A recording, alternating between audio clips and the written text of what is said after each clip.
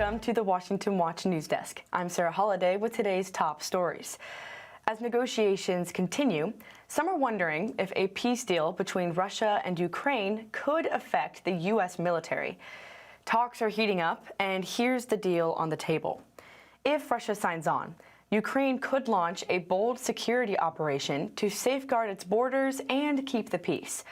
But some are asking, does this mean American boots on the ground? President Donald Trump weighed in during an interview with Fox News. What kind of assurances do you feel like you have that going forward and, past this Trump administration, it won't be American boots on the ground defending that border? Well, you have my assurance, I'm president, and I'm just trying to stop people from being killed. Trump insisted it's Europe's turn to step up. Some NATO allies, like the UK, have already volunteered to lead the charge. The U.S.? Our troops are ready to back them up, but strictly from the skies. Here's how Trump put it. When it comes to security, they're willing to put people on the ground. We're willing to help them with things, especially probably if you could talk about by air, because nobody has the kind of stuff we have. This comes fresh off Trump's whirlwind week of meetings with Russian President Vladimir Putin and Ukraine's President Volodymyr Zelensky. Trump remains optimistic, but he said the next move is to wait and see who will do what. Meanwhile, the Senate Judiciary Committee has revealed some shocking news. An unsettling report reveals that former President Joe Biden's Department of Health and Human Services placed over 11,000 unaccompanied migrant children with unvetted adult sponsors. That's right, thousands of kids handed over to strangers without so much as a background check. Senate Judiciary Committee Chairman Chuck Grassley put it bluntly. It's appalling to prioritize speed and optics over safety and well-being of children. And from one uproar to another, the Russia hoax remains a hot topic in political circles. If you've been out of the loop, here's the gist. There is irrefutable evidence that detail how President Obama and his national security team directed the creation of an intelligence community assessment that they knew was false. They knew it would promote this contrived narrative that Russia interfered in the 2016 election to help President Trump win, selling it to the American people as though it were true. It wasn't. There was a gross politicization and manipulation of intelligence by the Obama administration intended to delegitimize President Trump even before he was inaugurated, ultimately usurping the will of the American people. The story is complex, with many layers to unpack. But, as Director of National Intelligence Tulsi Gabbard explained, the heart of the issue lies in a breach of trust and integrity within the Obama administration, a breach that, if confirmed, demands accountability.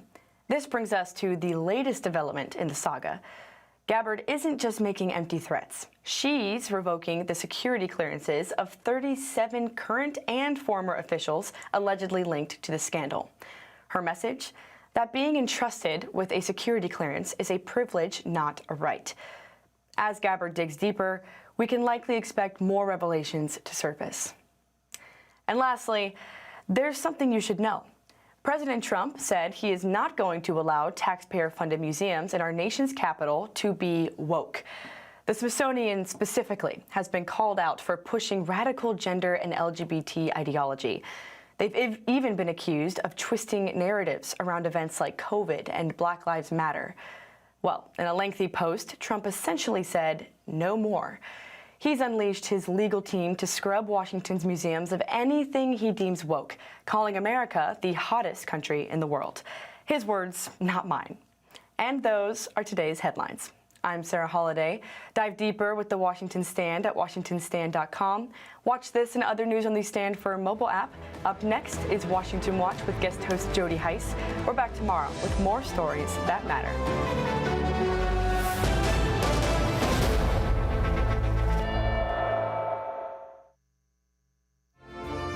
From the heart of our nation's capital in Washington, D.C., bringing compelling interviews, insightful analysis, taking you beyond the headlines and sound bites into conversations with our nation's leaders and newsmakers, all from a biblical worldview. Sitting in for Tony is today's host, Jody Heiss. Well, good afternoon. Welcome to this Wednesday edition of Washington Watch. I am Jody Heiss, a senior fellow here at the Family Research Council. An honor to be filling in this month for Tony. All right, coming up on today's program, European officials are actively discussing plans to send military personnel to Ukraine as part of the security guarantees that they're offering for that country. And of course, all this is coming after the White House summit with President Trump that he hosted with those leaders.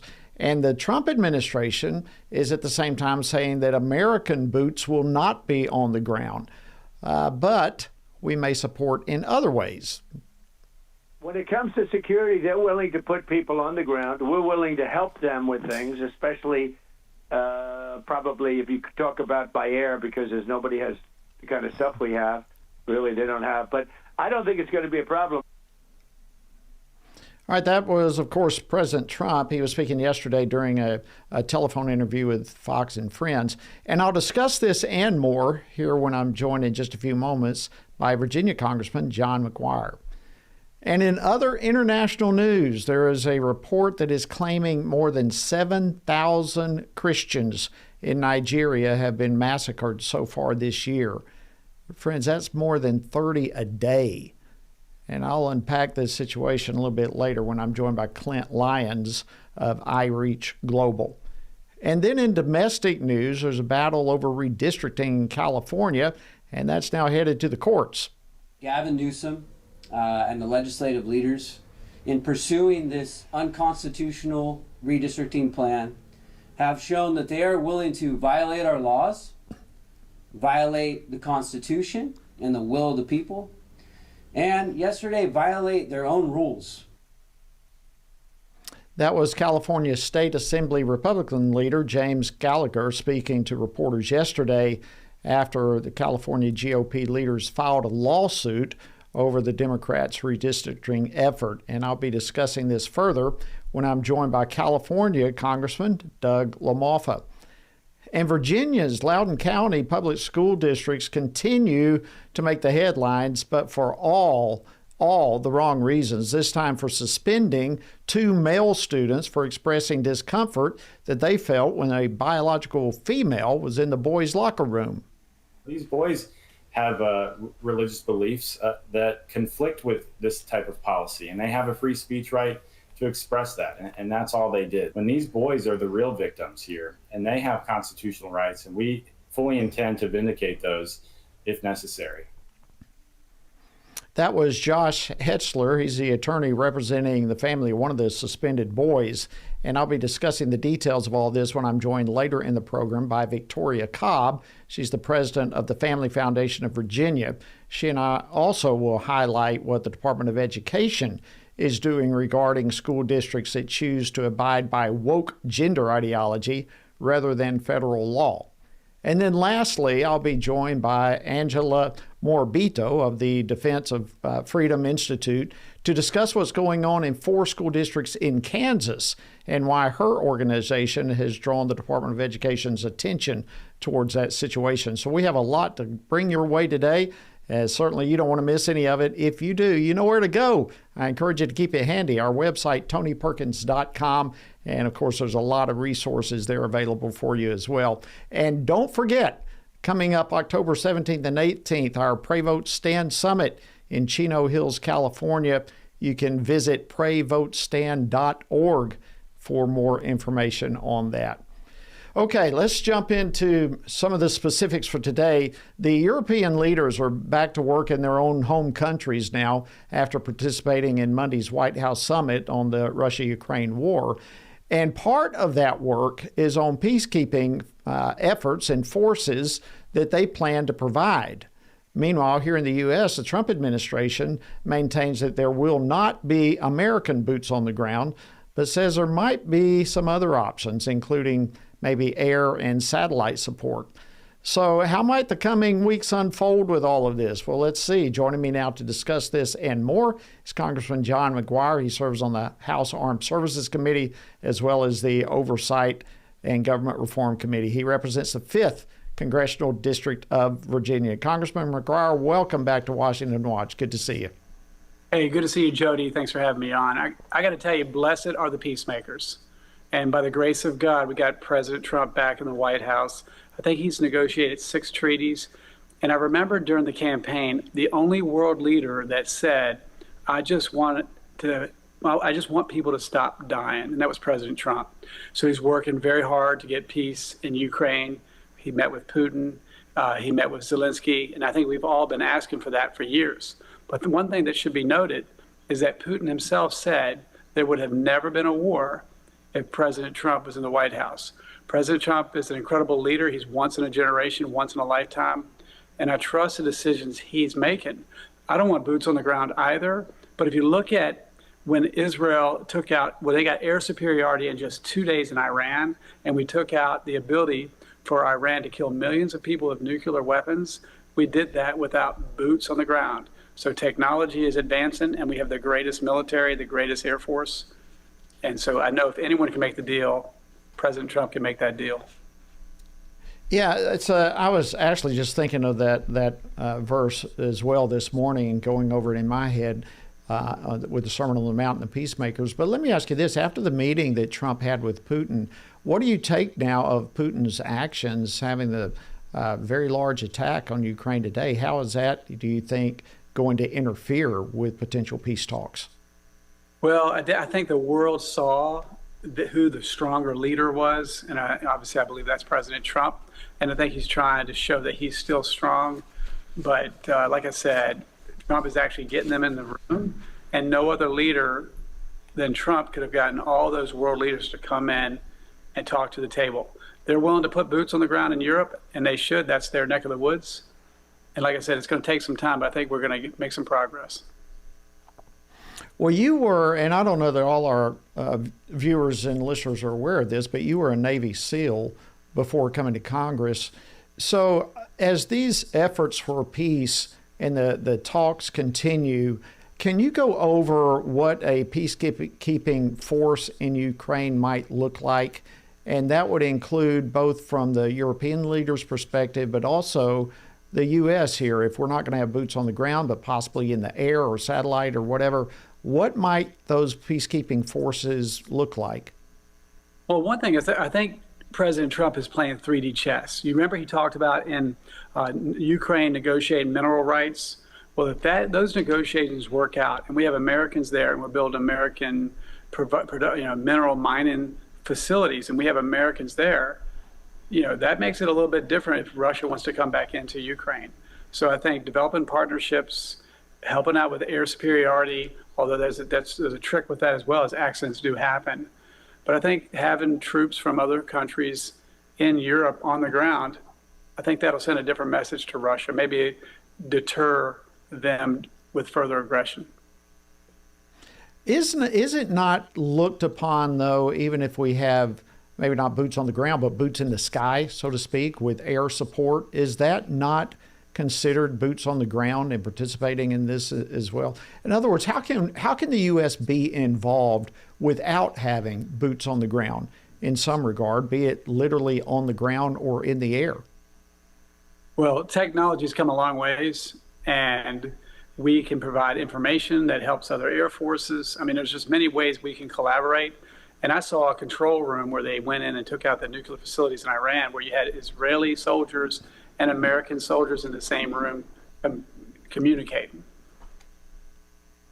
So do you think there's maybe a possibility then through sharing intelligence and so forth, maybe European troops in Ukraine under U.S. command? Is that type of thing an option? Yeah, I wouldn't say they'd be under U.S. command, but I think what you said, sharing intelligence, makes a big difference. And, how could a smaller country stand up to a country so much bigger? For example, there's only 10 million people in Israel and probably 90 million in Iran, yet they had air superiority in just 2 days. So with the right technology, the right intelligence sharing, the right equipment, makes a big difference. All right, so if Russia, let me just throw this out, if Russia strays from the path, which seemingly they seem to be doing already, but if they stray from the path that President Trump has laid out, what kind of actions do you think this administration should take? Well, one thing I've learned about President Trump is he says what he means and means what he says. So if he comes up with a negotiation and there is an agreement and you break that agreement, he's going to handle that in a very strong way. Like I said, he's the art of the deal. We have the best military in the world. I don't want to see our troops on the ground and get involved in a foreign war any more than any other American. But I think President Trump's going to have a very strong deal. Yep, good point. He does say what he means and means what he says. I think the world is becoming more and more aware of that all the time. If I can, Congressman, switch gears with you a little bit, and let's hop over to Israel. Of course, you were recently there, in fact. Why don't we start with that? Why were you there, and what were the type of things that you saw and heard? So as a freshman member of Congress, they have a freshman trip led by AIPAC to Israel every freshman class. And it was heartbreaking, it was enlightening, it was inspirational all at the same time. It was heartbreaking in that I was at a university, UVA, the day before I went to Israel, and students were yelling, "Free Palestine." I didn't know what to say, so I would respond back, "Free the hostages." But after going to Israel and seeing video footage from the Hamas terrorists, where they cut off body parts, played soccer with it, burned people, shot teenagers in the back, and I told the media, you know how I know this? They videotaped it, and the media is not reporting it. It is unspeakable evil. It's a story that's not being told. And I even talked to Bibi Netanyahu. I talked to Ambassador Huckabee. I said the United States and Israel is losing the messaging on this issue because it's just one-sided. And of course, Bibi talked about algorithms and big tech. It's a battle. As you know, it seems like the left owns the media. But I saw people that, despite having 7 fronts, we visited the Golan Heights, we went into the West Bank, Tel Aviv, Bethlehem, we were in Jerusalem. Despite all of the challenges, these folks are still getting married, still celebrating, and they're very resilient people. And very resilient. It's amazing. Yes, it is. Less than a minute left, but let me, last question. Israel's defense minister said they've approved now that they're going into Gaza City and calling up as many as 60,000 reservists to do that. Your thoughts on this latest development? So I had a one-on-one discussion with Bibi Netanyahu, and he was a special ops guy. I'm a Navy SEAL. From one special ops guy to another, I said, look, you understand there's a bully on every corner in the world, and if you don't stand up to a bully, it just gets worse. And you got to rip the Band-Aid off. I've got a heart for the hostages, but if you don't finish the job, you're going to have more Israelis dead and more hostages. The next day, he announced he was going to go in and finish the job. I'm not saying it's because of what I said, but maybe I was one more voice in his ear. We gave Hamas terrorists $40 million a week under the Biden administration. Trump and Congress, we stopped that. But instead of feeding their children, building buildings, they built 500 miles of underground tunnels, and they used that money to get through the Israeli border and murder people. And we're putting an end to it. Thank you, Congressman John McGuire, Virginia. Great to have you on the program. Appreciate you joining us today. God bless you. Thank you. All right, coming up, I'll discuss some shocking numbers coming out of Nigeria, the most deadly place in the world for Christians. So don't go away. 3 years ago, the Supreme Court issued its historic Dobbs decision, a ruling that overturned Roe v. Wade, which for nearly 50 years imposed abortion on demand, silencing voters and bypassing the democratic process across the country. The Dobbs decision was a huge step forward against abortion, but it didn't outright ban it. It returned the power to the people. Now, 29 states have laws on the books protecting life. However, there's a catch. Abortion numbers since Dobbs have actually gone up, with an increase of 12% since 2020, climbing from 930,000 to over 1 million in each of the most recent years. So how can this be? The answer is simple: the abortion drug. Today, over 60% of U.S. abortions involve abortion drugs, many of these without medical oversight. In 2021, the Biden administration quietly removed bare minimum, long-standing safety protocols for the abortion drug that have existed for 20 years to protect women from life-threatening risks and ensuring informed consent. The Biden DOJ then declared that they would not enforce the Comstock Act, which prevents the mailing of anything that causes an abortion. This is not only illegal, but also dangerous. A study shows nearly 11% of women who take the abortion drug end up in the emergency room with serious complications. Unless the Trump administration reverses these reckless Biden-era policies, pro-life laws will remain largely symbolic. Without a full review and repeal of mifepristone, unborn lives will remain in grave danger and pregnant mothers will remain at risk. Let's stand for life and end this mail-order abortion drug pipeline. Sign the petition urging the Trump administration to take action at frc.org/stopchemicalabortion. In the beginning was the Word, and the Word was with God, and the Word was God, and the Word became flesh and dwelt among us, and we have seen His glory.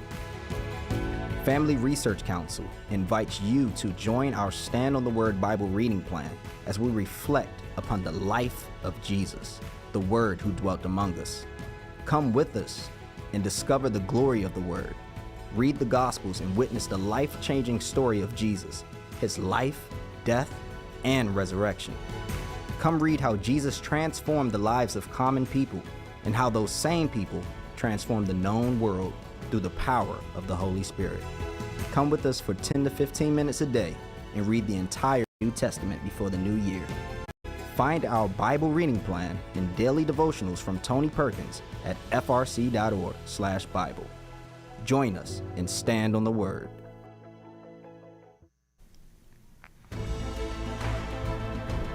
Thank you so much for joining us today on Washington Watch. I'm Jody Heiss, filling in for Tony. All right, a watchdog group in southern Nigeria has released a new report that's absolutely shocking. They're claiming that at least 7,087 Christians have been murdered, massacred across the country this year. In addition to that number, they're saying more than 7,800 were violently seized or abducted for being Christians. Now, statistically, folks, we break this down, it comes down to like 32 Christians being killed every day in that country and 35 Christians being kidnapped every day in that country. And these are like at minimum numbers.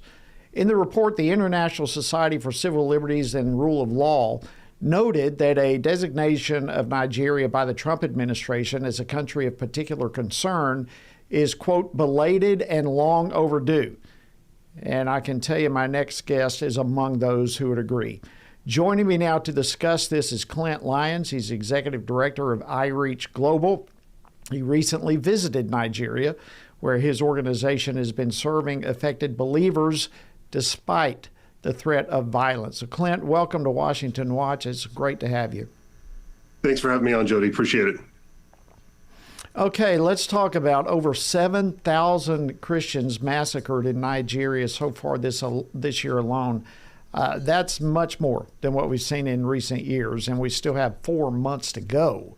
So how big of a shock are these numbers? Well, I would say it's shocking, but it's not surprising. Last year, we had probably around 3,100 Christians who were killed for their faith in Nigeria. And just to see in the first 8 months of this year, that number skyrocketed to over 7,000. And like you said, 30 Christians a day in Nigeria are being wiped off the face of the earth because of their faith. And this is something that's been a long time coming. We've struggled with this administration in Nigeria. The current president and the officials there, they have over and over again shown that they are a little bit uncaring about the plight of the persecuted Christians in their country. Wow.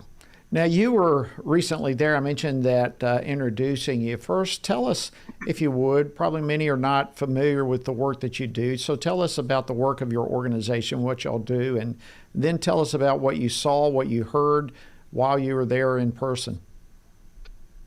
Right. So Outreach Global, we work to support these persecuted communities.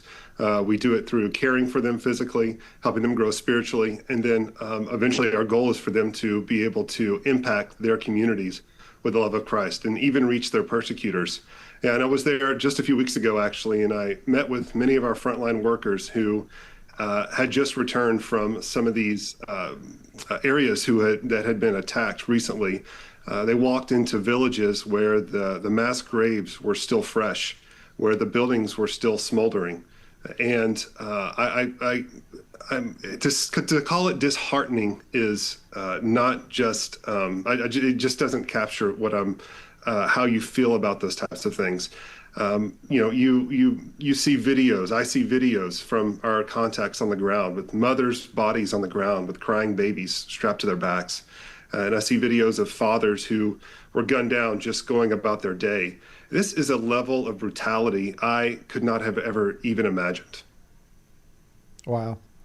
Well, I know back in 2020, during the first Trump administration, Nigeria at that point was rightfully so designated as a country of particular concern. But then the Biden administration came along and lifted that designation, despite the fact of what you're describing. It's the deadliest place in the world for Christians. So what message did that send when the Biden administration lifted that designation? It sent the message that the U.S. is not going to hold you accountable. The U.S. gives so much money, billions in foreign aid every year, and especially looking at Nigeria. Nigeria is a big recipient of that. And to just give them a blank check and say, you're not going to be held accountable for these violations in your own borders, it sends a terrible message. And I think a lot of it is where we are today is a result of that. And so I firmly believe, I would encourage Secretary Rubio and President Trump to redesignate Nigeria as a country of particular concern under the International Religious Freedom Act. Yeah, I can only imagine, had it been during the Biden administration, this type of actions being brought against the LGBT community in Nigeria, what kind of response there would have been. You can only imagine that. But when it comes to Christians, it's like we'll take away that CPC designation. So what, in your understanding, your opinion, should the message be to this administration when it comes to Nigeria? I think we as Christians in America must speak with our voice and speak with our vote. We need to contact our local representatives. And while it's the State Department that would designate a country of particular concern, we know it's Congress that holds the purse. And so we need to put pressure on our elected officials to ensure that this happens. And another form of action we can take, we need to pray and we need to take action here. A lot of times we feel like we don't know what we can do, what we should do, but go in and help these communities to recover, to care for them in their suffering, and to help them grow and to help them go from just surviving, those who surviving to thriving. So many of these are internally displaced persons who have nowhere to go, and we need to help them. Absolutely. And one more time, Clint, real quickly, how can people get in touch with iReach Global for more information? Right. Well, iReachGlobal.org is our website. And if you feel led to go and to help in this particular situation, there's a giving link right on the front page where you can help us rush what we give as what we call survival kits to Nigerian believers. And this is food, it's daily toiletries, other necessities, and many times if the person wants, we give them the word of God as well, a Bible, so that they have that. And not only just to help them feed their souls physically, but spiritually as well. Thank you so much, Clint Lyons, Executive Director of iReach Global. We appreciate you keeping this on the forefront, and we will certainly call on our folks to pray. By the way, FRC has a publication that unpacks why the Trump administration should label Nigeria a country of particular concern.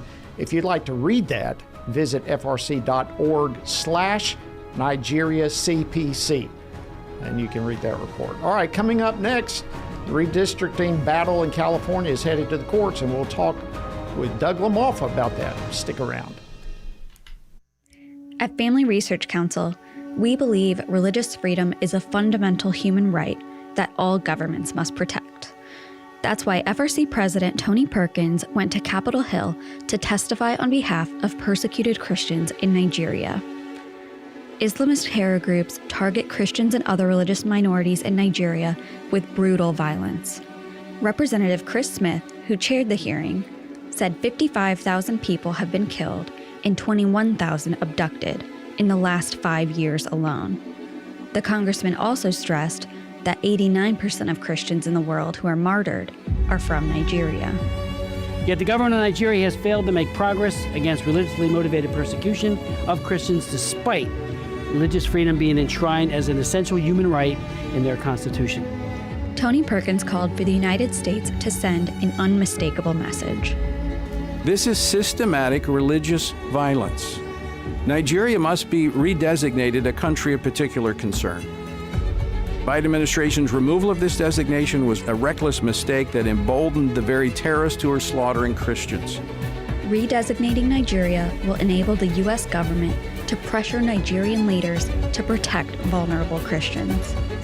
These are not just numbers. These are fathers, their mothers, their children, their families.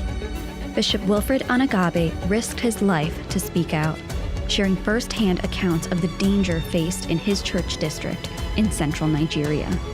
We live in fear because at any point it can be our turn to be killed, but to remain silent is to die twice. So, I have chosen to speak. FRC is calling on President Trump to act now to promote religious freedom around the globe and speak up on behalf of Christians in Nigeria.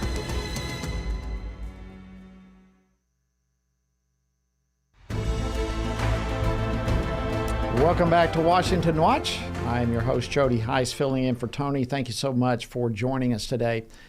All right, yesterday, Republican state lawmakers in California filed a lawsuit to stop the rushed backroom redistricting efforts of California Governor Gavin Newsom along with the Democrats there.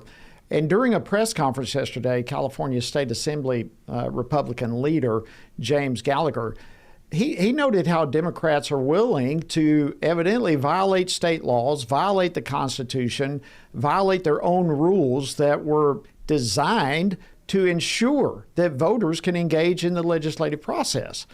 And Republican lawmakers are urging California Supreme Court to stop the effort because of all those reasons.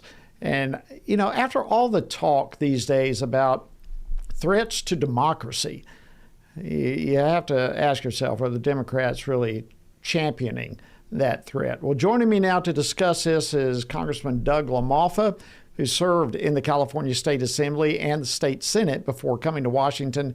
He represents the 1st Congressional District of the Golden State, and he joins us now by phone. Congressman LaMalfa, welcome back to Washington Watch.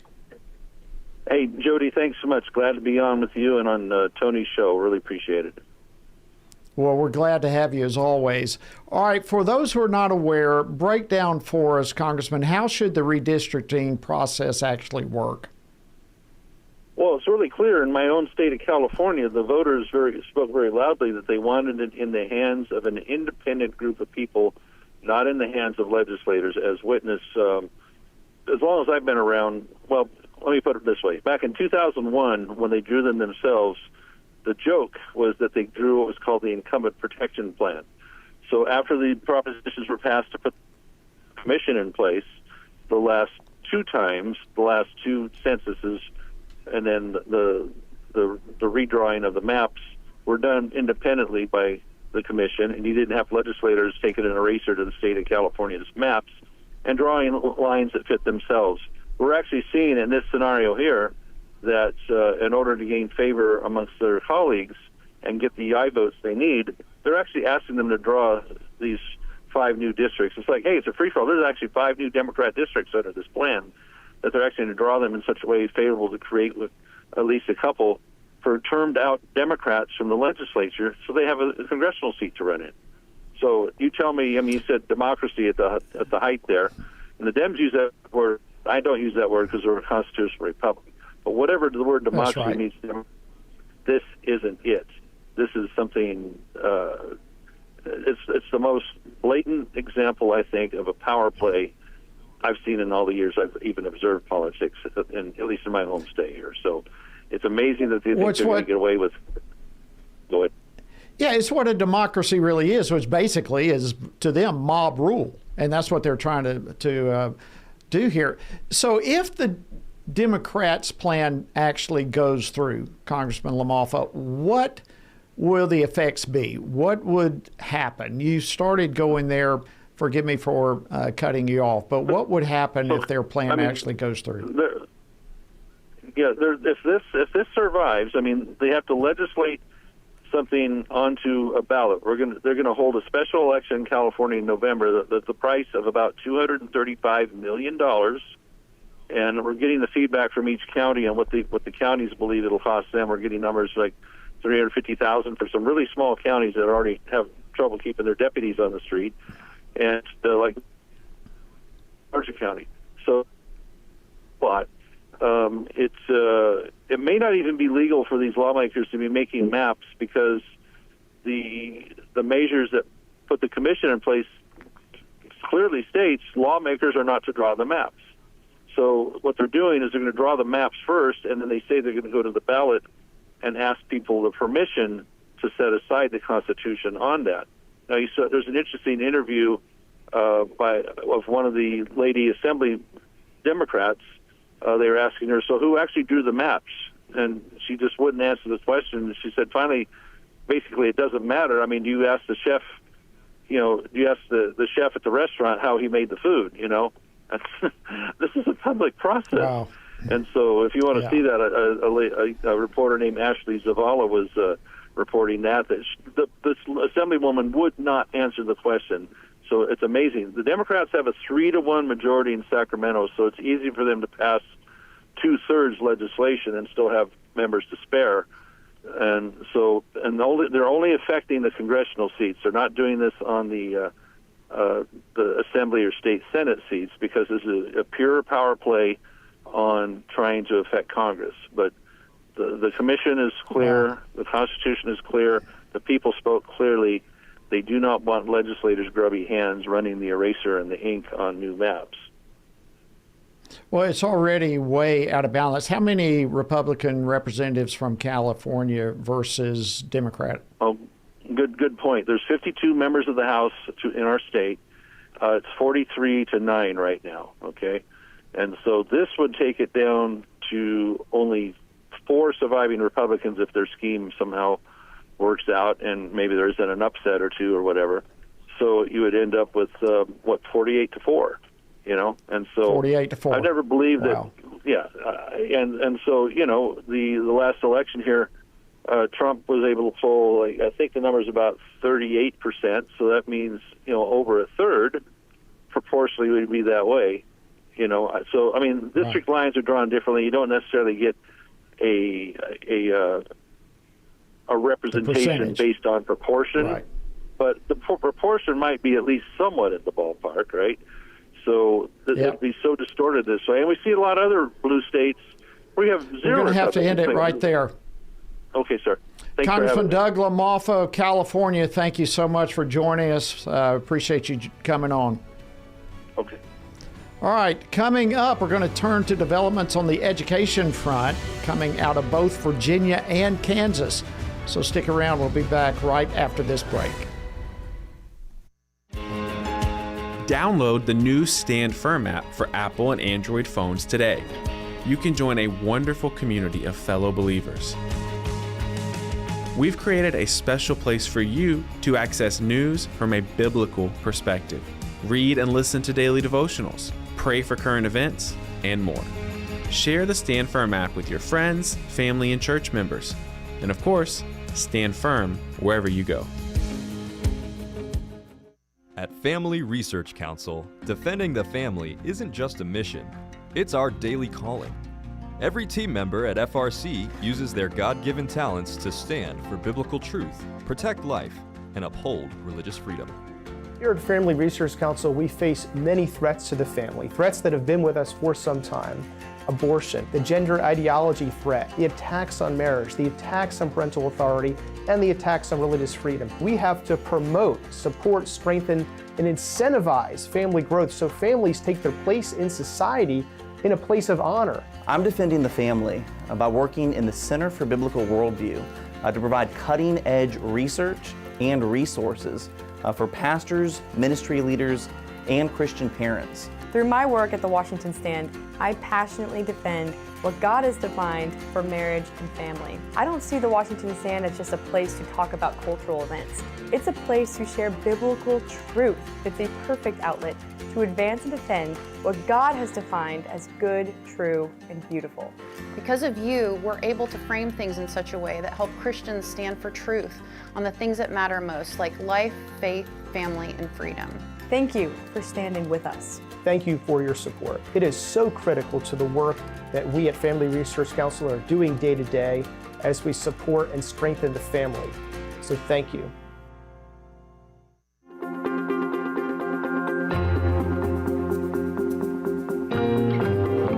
Jennifer, it's so exciting to be here with you today talking about our new book, Embracing God's Design. Who is actually going to benefit from reading this book in your view?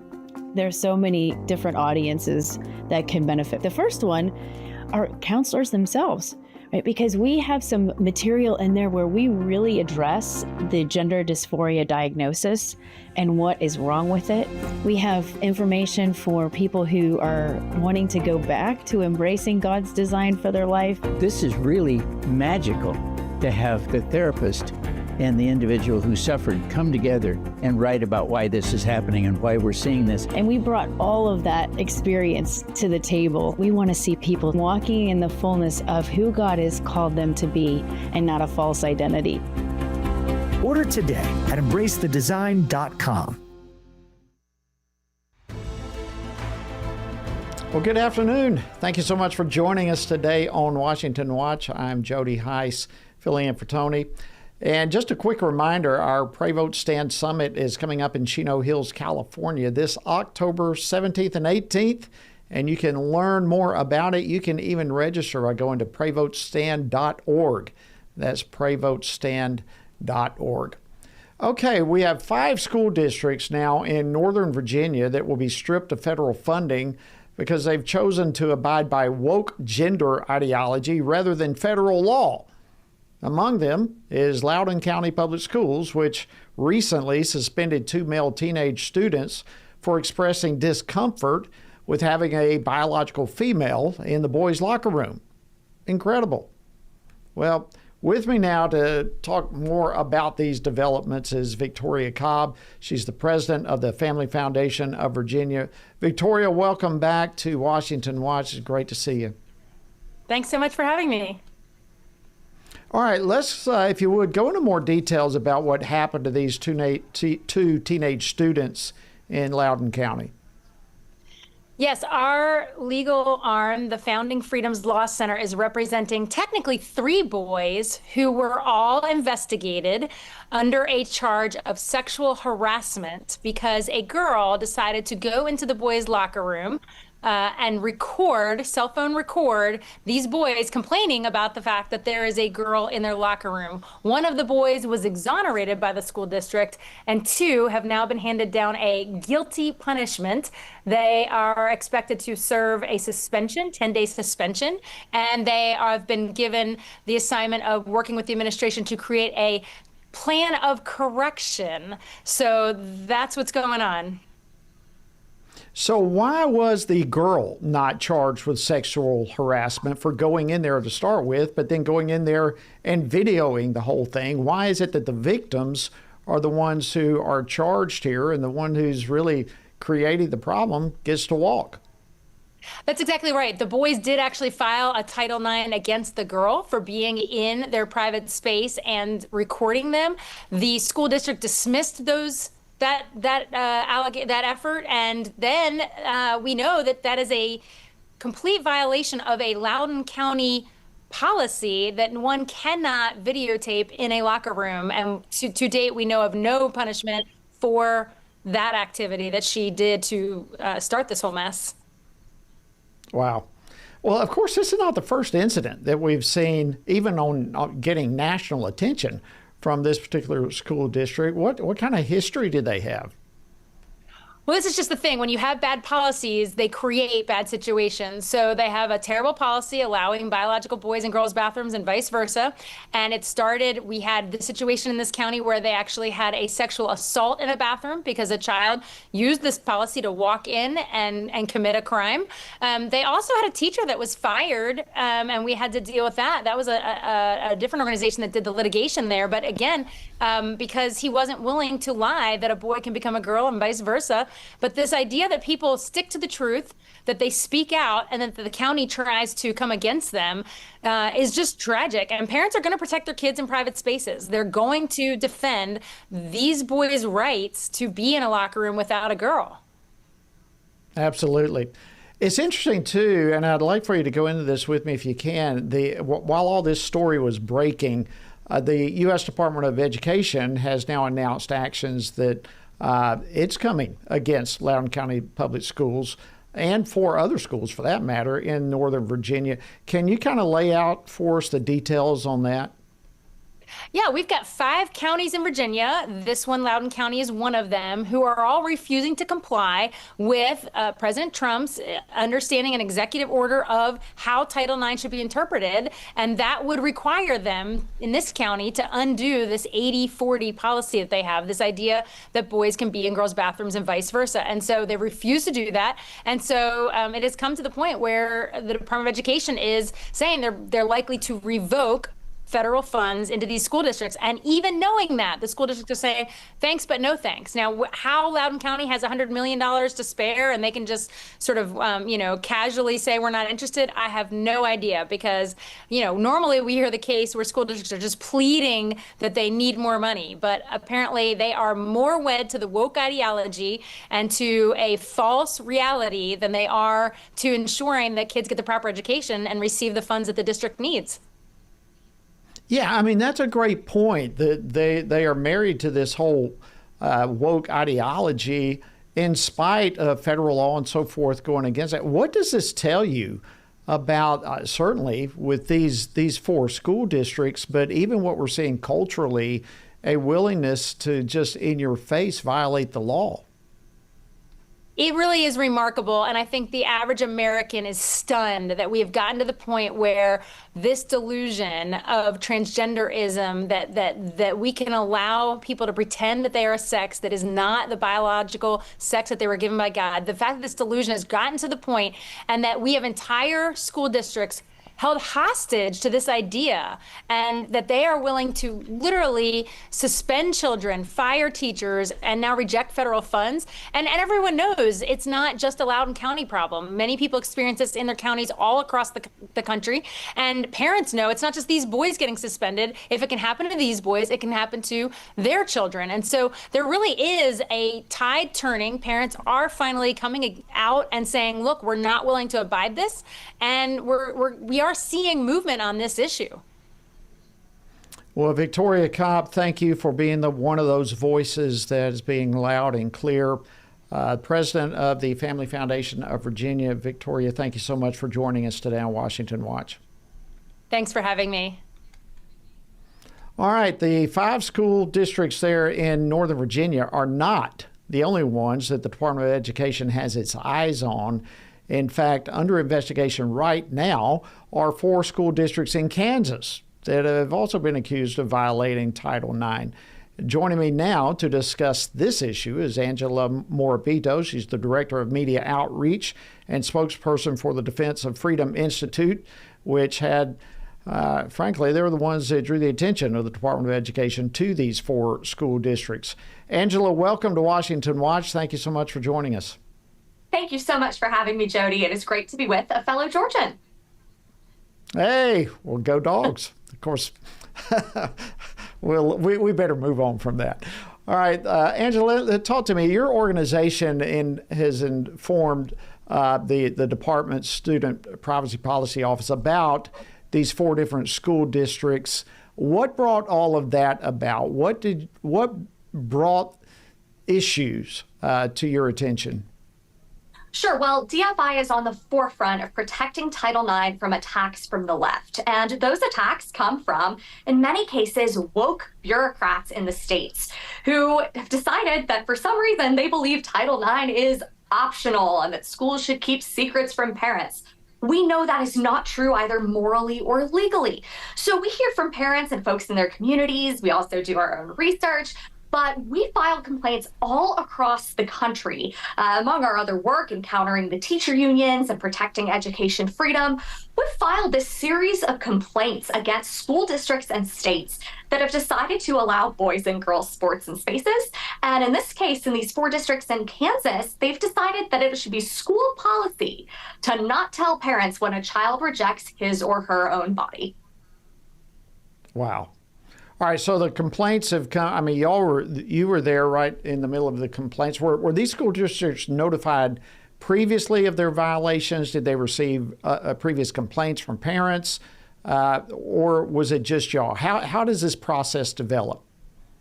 So the Department of Education has an Office for Civil Rights. And as a former Department of Education press secretary, it would be hard for me to overstate just how important that office is.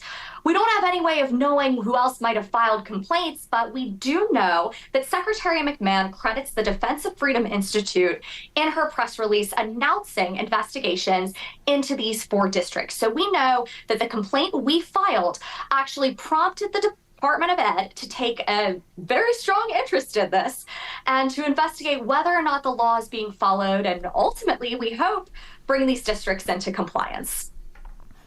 Wow. Congratulations on that. That is huge.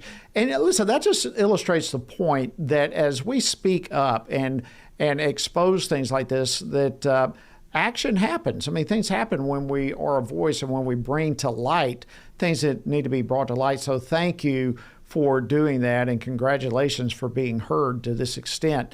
Now, let me ask you this, Angela. Is there anything within any of these school districts in Kansas, is there anything, any loophole, any way whatsoever whereby they might be able to justify their failure to abide by the law as it relates to Title IX? I don't believe so, because there are no loopholes in Title IX, and there aren't really any loopholes in FERPA, the Family Educational Rights and Privacy Act.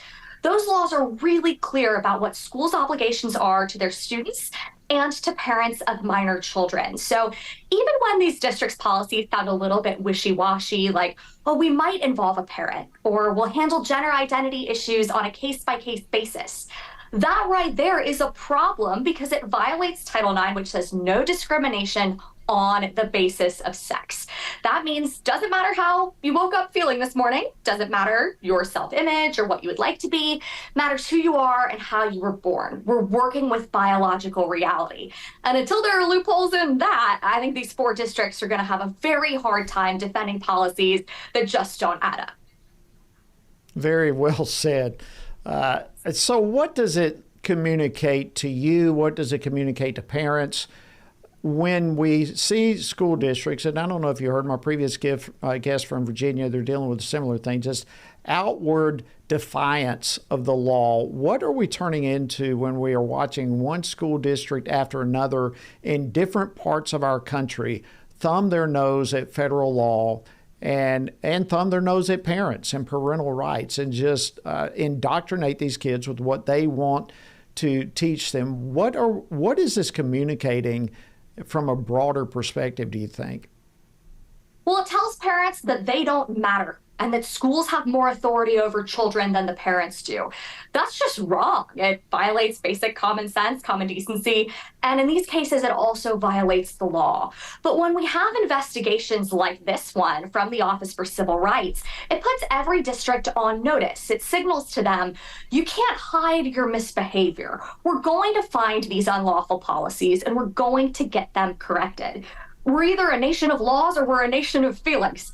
I think the past administration wanted us to be a nation of feelings, but there is thankfully a new sheriff in town who is saying, if you want federal dollars, you need to play by federal rules. Yeah, and you would think that that would be listened to, you would think. So what do you anticipate is going to come from all of this shining of the light on these violations? I love that you use the phrase shining the light, because sunlight is the best disinfectant. And I think we'll see that here. When I talk to people about this story in Kansas and similar stories in Northern Virginia, places like New York and California, the answer I get is like, Kansas? Really? And I say, yes, Kansas, really. Just because you live in a red state or even a red district does not mean that woke bureaucrats are not trying to break the law. So parents really cannot afford to ignore what's going on in their children's schools. They can't afford to look away. This is something everyone needs to be aware of, and I look forward to seeing the results of the department's investigation. So are you seeing parents come on board with this? I mean, is there momentum developing to address this from a parental perspective? There is absolutely motivation and energy behind this movement. And these parents, a lot of them are unlikely activists. I lived in DC for almost 13 years, so I'm kind of what people might think of as a political person.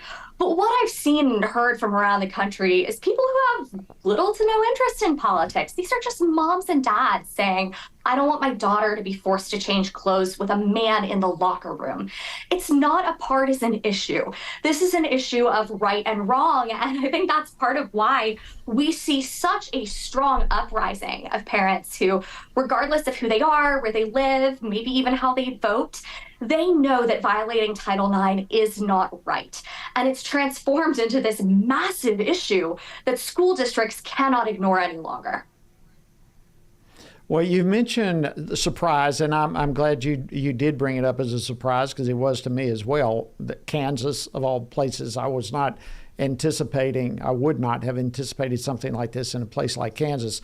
But you referenced North Virginia, New York, California, all these other places. Angela, we have viewers and listeners all across the country. And as you referenced, things like this seem to be happening everywhere. What would you say to parents right now across the country who either are experiencing this or are suspicious that something like this is going on or that it could go on? What would be your message to them? I've got two pieces of advice, and the first is really simple. It's just be aware.